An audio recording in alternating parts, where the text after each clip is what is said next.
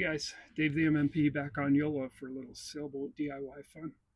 So it's getting to be fall or autumn in the Pacific Northwest. I'm in the Vancouver area.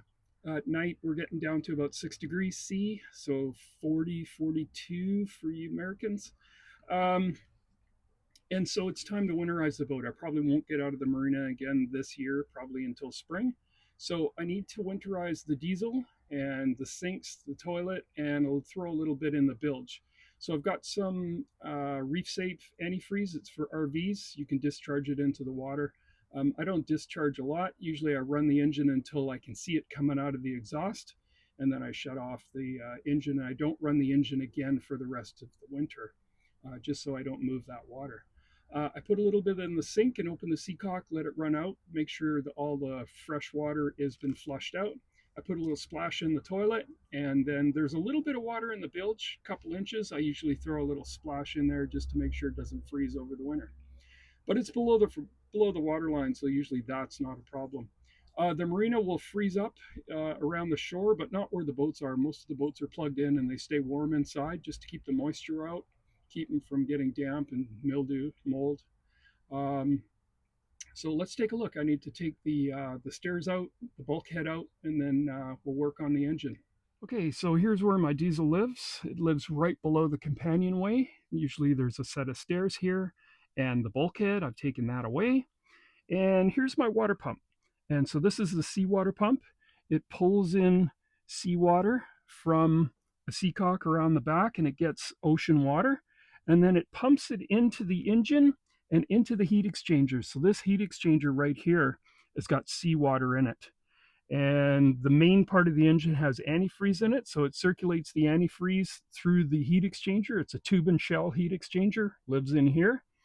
And I'm going to get the seawater out. So I'm going to put the RV antifreeze in that. I'm just going to take this hose off, and I'm going to let the pump, I'm going to run the engine and let the pump suck up the RV antifreeze into the engine. And the pump will do the work for me. And then when I see it coming out of the back, out of the muffler, then I'll know to shut it off.